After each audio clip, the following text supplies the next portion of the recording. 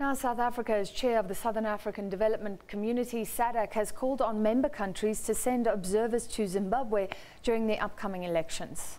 International Relations Minister Lindiwe Sisulu interacted with Zimbabwe's Foreign Affairs Minister in Mauritania last weekend to get a briefing on the state of readiness of the country. Now, while Harare has given SADC assurances that it's all systems go, MDC leader Nelson Chamisa has raised some concerns about preparations.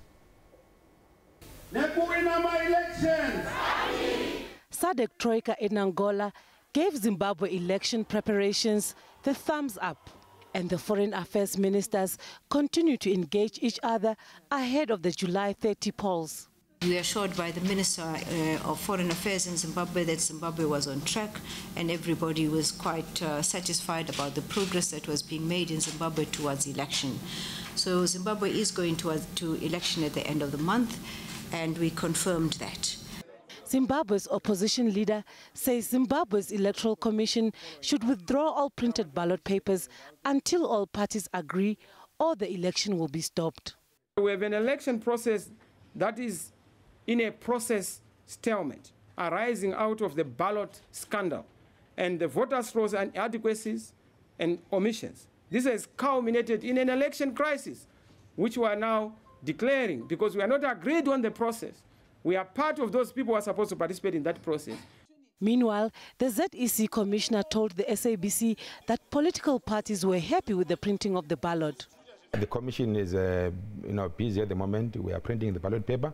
It was an issue that was conflictual amongst parties because parties wanted to see where we were printing the paper. The commission did take the parties to go and see where we were printing, and they're able to view that printing is done in Zimbabwe. Chamisa has called on SADC and the AU to intervene. He also wants an emergency meeting with President Emmerson Mnangagwa. We are going to be tempted to ask SADC and AU to come and take over the process so that it's an independent process by an independent and impartial referee. It's within our political rights, it's within our constitution. Because if ZEC is choosing to be ZANU, then it means that we do not have an independent electoral commission.